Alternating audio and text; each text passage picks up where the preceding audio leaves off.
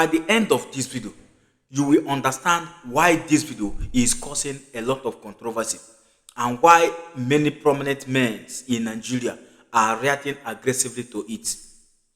Based on the information available to us, there are something unimaginable things that happened in Nigeria recently, and everybody was trying to cover it up to look like Nigeria was moving well, but Nigeria is in a coma.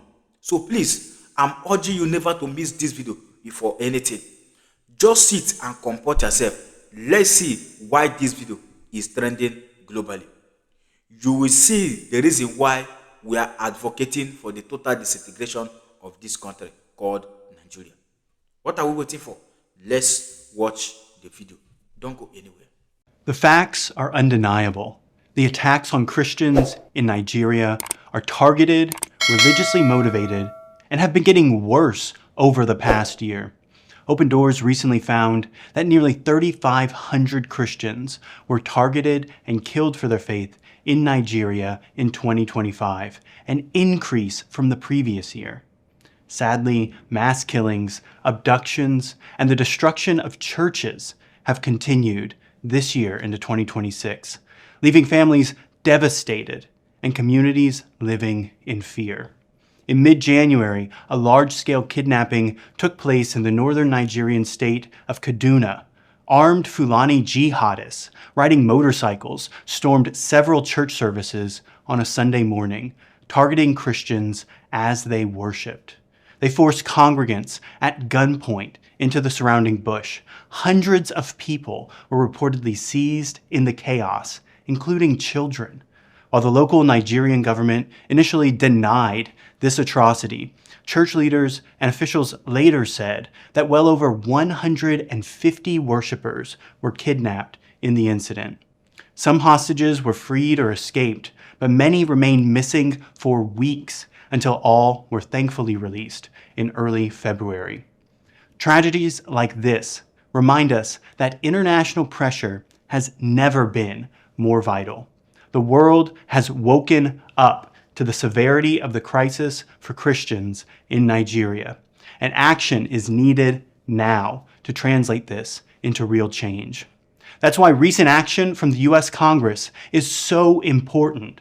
Members of Congress have formally sent recommendations to the U.S. President, urging stronger security engagement and assistance for internally displaced persons, the repeal of Sharia criminal laws and blasphemy laws, and real consequences for those responsible for the religious persecution of Christians in Nigeria. These recommendations align with what we at ADF International have been advocating for years. Through sustained and direct advocacy, including consistently calling for the U.S. to designate Nigeria as a country of particular concern, we've helped shape these recommendations and are committed to keeping this crisis on the international agenda. If fully implemented, the report submitted by U.S. Congressman Riley Moore and multiple congressional committees could make a real, measurable difference in the coming years, protecting Christians and religious freedom for all, deterring future attacks, and signaling that the world is watching. We'll continue to speak out, to engage policymakers, and to defend the legal rights of Nigeria's Christians and religious minorities to live free from violence and persecution. Right now, I'm standing at what used to be a church in a camp for persecuted Christians in Nigeria. And my message to the American church is clear. These Christians, these martyrs, Nigeria, the land of the martyrs, we have so much to learn from them. Every single person I've talked to who lost their family members. I talked to a lady yesterday who lost her husband and her son a month ago. And their response is all the same. I've talked to dozens of them now. They all say the same things. They all say, we wish forgiveness for the people that killed our family. We wish forgiveness for the people that are terrorizing us. And we are so grateful for beans. We're so grateful for rice. We're so grateful that we have shelter. We have roofs on our heads where we used to have to go into the bush to sleep at night because we were so fearful. You see, we've been given so much in America. And we need to realize that these are our brothers and sisters in Christ that are suffering, that are hurting right now. And when we understand that, we move with compassion, knowing that they're our own body. And if our own body is being shot and persecuted and displaced, so are we. So it's time for us as Christians in the West to step up. It's time for Washington to step up. This is horrific, the things I've seen here. It's time for us to do what we can, each of us, the church. I'll put a link in my bio for Global Christian Relief, the ministry I'm here with right now, because there are very tangible needs that need to be met. And if they're being hurt, if they don't have food, if they don't have shelter, if they're being terrorized, we are their body with them. So are we.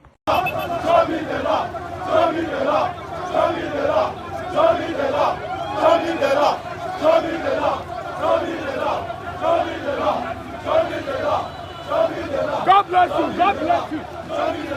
And there will be more, except if common sense prevail and they resolve the problem. In fact, now we are planning a nationwide protest for Nnamdi Kanu's release, which will involve Lagos, Port Harcourt. While we were in Port Harcourt today, people were even upset that we did not include Port Harcourt in the Aba setup, our plan for Aba. So we said we're going to do it for the entire country. It is, for us, a task that must be done, that Nnamdi Kanu is granted freedom because he has not committed any offense known to law. It was the worst judicial pronouncement of 2025, probably globally. It was a sham trial. The conclusions didn't align with the evidence, and the judge just read something that has been written for him by someone else. And as you know, it was a kind of a decision or conviction he did so that he can get his own promotion to the Court of Appeal, which happened almost immediately after he delivered that very scandalous judgment. So the struggle continues until Nnamdi Kanu is returned back to rejoin his family and the family of freedom fighters that he has been leading since he started the struggle. So it is a struggle that has started since Nnamdi Kanu was extraordinarily auditioned from Kenya, even before then. But you are also aware that last year we had a massive protest in Abuja that shut down the city of Abuja, the Federal Capital Territory entirely. And we did tell them then that if Nnamdi Kanu is not granted granted freedom, the protest they thought it was a joke. That's why we took it to Aba yesterday. That is his home state.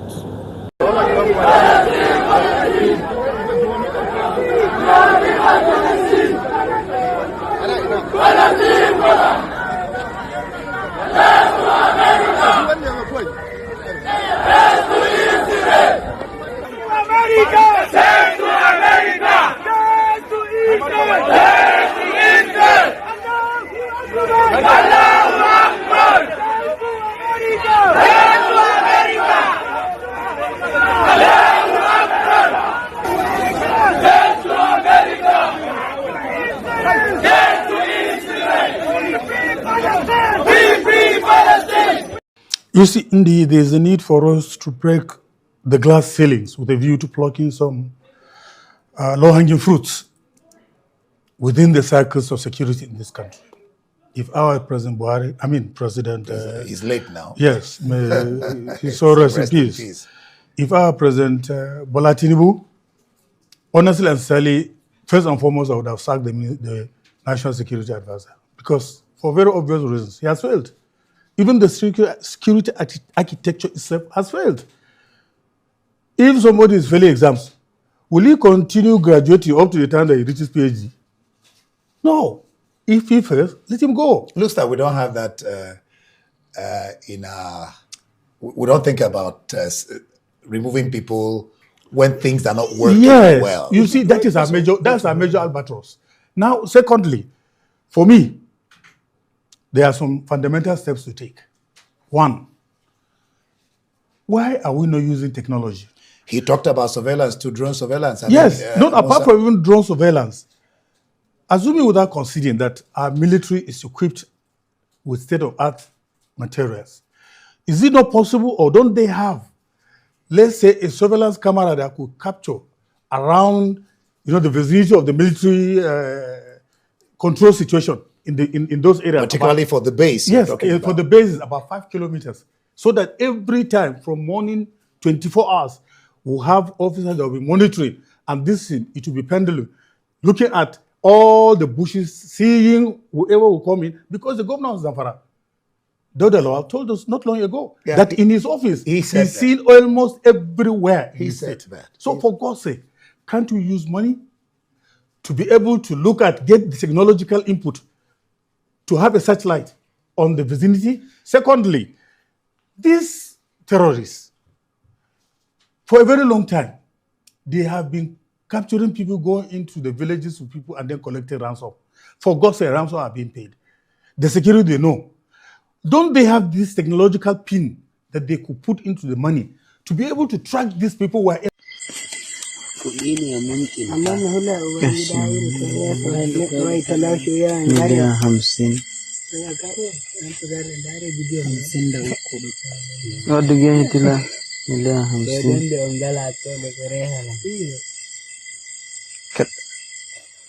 Alhamdulillah, abun nema ya samu. Godiya ta tabbata ga Allah. Kare ko. Nan miliyan 50 da nawa ne? Da uku ne. Nan miliyan 50. Nan ma miliyan 50. Alhamdulillah. That we must come to this city and announce the freedom of our brother, our father,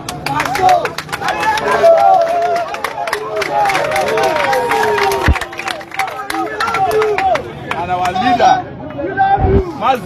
Nnamdi Kanu. Let me introduce myself to you once again. My name is Mazi Omoyele.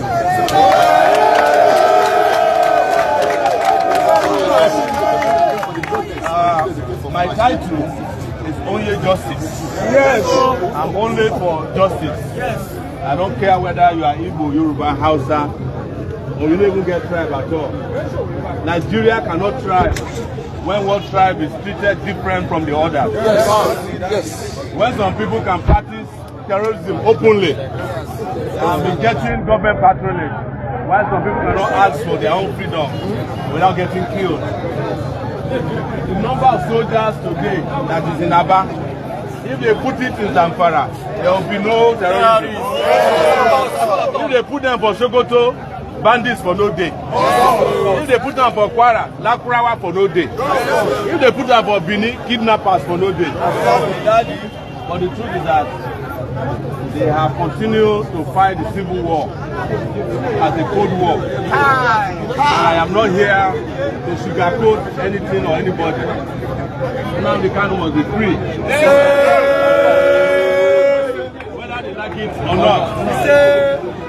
And we must assure you that he's coming back home. Yes!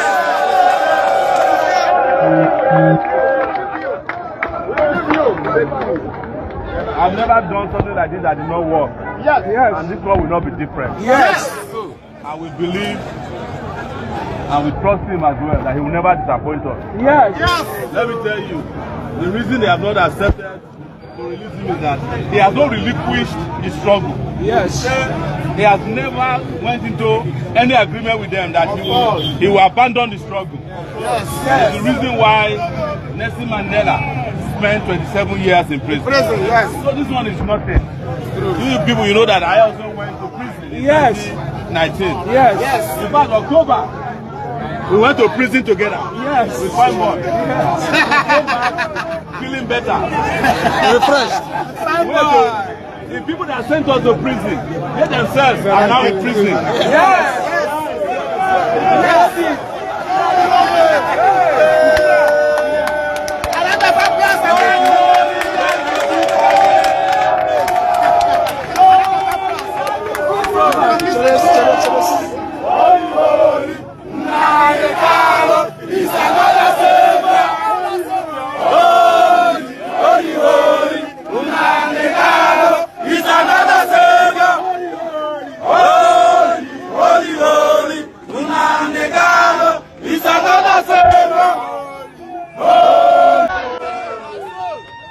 Nnamdi Kanu must spend the Easter with us.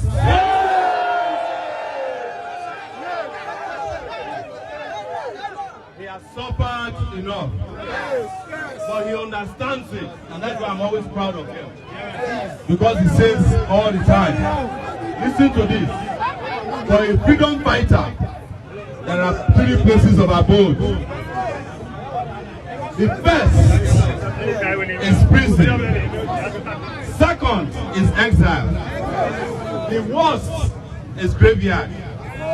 But today, we are going to send our oppressors to the graveyard. So that we can enjoy freedom. We deserve freedom in the southeast. We don't deserve soldiers who are killing people. We don't deserve soldiers and police who have no respect for human rights. Average Igbo man just wants to do his business and be successful at it. There is no reason for us to be treated as the scum of the earth in our own country. And we have told them, and we don't hide it. If you don't want us to be part of the country, leave us alone.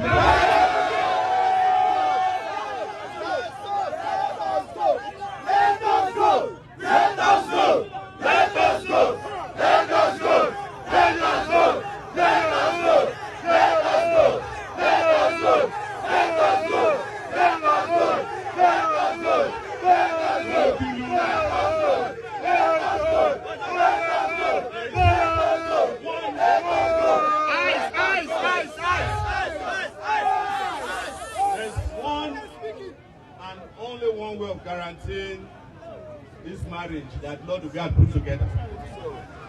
Justice is the only way. Respect is the only way.